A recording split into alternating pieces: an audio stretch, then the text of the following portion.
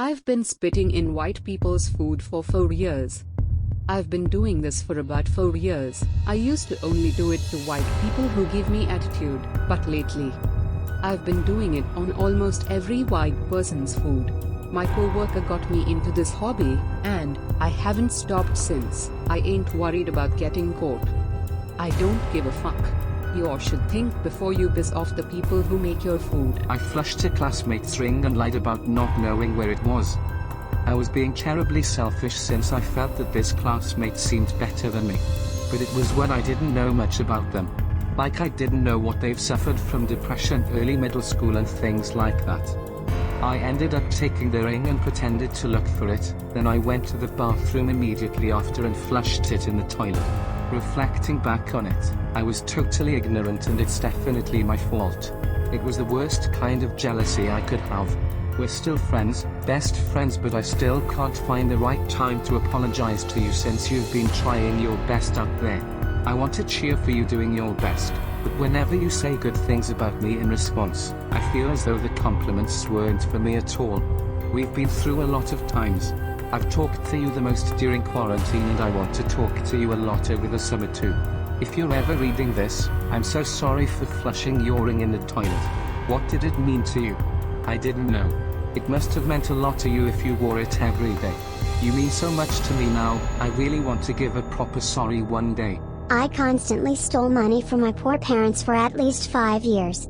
I think I started stealing money when I was 11. My parents aren't really financially stable, and they worked really hard to provide for me. They always wanted the best for me, but I didn't give them much credit for it. It started with $1 or $2 to buy candy, but I found myself stealing $10, $20, and eventually got to stealing $60, $80 weekly. Sometimes more often. I used it to go shopping, and go to nice restaurants that my parents never had the luxury to go. The last time I stole money from them was probably 2 years ago, and I feel terrible about it. I'm still a student, so I don't have a lot of money, and I'm not gonna feel easy about this until I can give them the money back. It just breaks my heart to think about all the trouble I put my parents through. They really could have used the extra money that I stole. I steal abandoned food from communal fridges at work. If I see a food, packaged not homemade, or drink I'd like that no one has touched in like 2 weeks, and or is close to expiring, I'll take it. I end up cleaning out the fridge of nasty food and stains anyway. So I figure it's a fair trade. I broke my wrist and then blamed it on my friend. Okay, so this was a while ago. I was probably like 6 to 7. So I used to have a small friend group in the neighborhood. One of the friends I still talk to since we moved out around the same area. One of the friends I had, however, we don't talk anymore. This was a very problematic friend. We all had a somewhat big age gap. Me and my still friend are 5 years apart. I think the friend I no longer talk to was 3 years apart from me.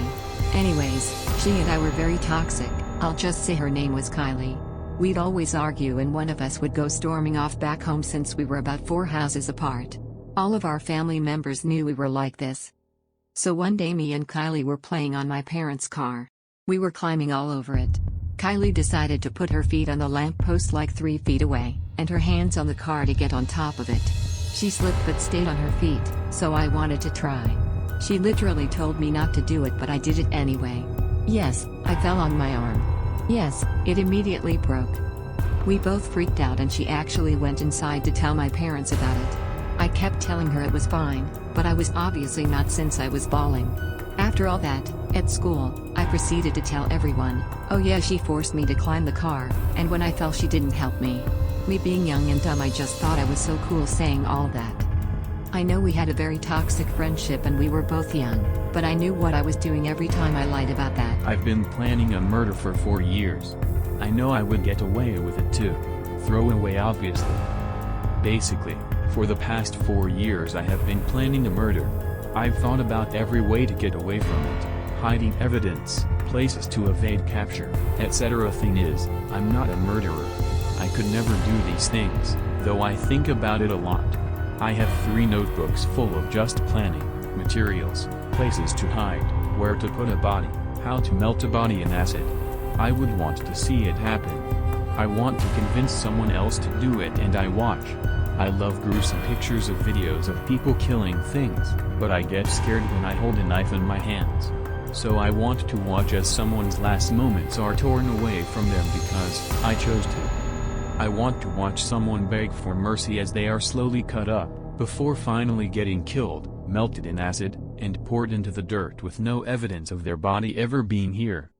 I want someone's last sign be my eyes, my face, and their own blood.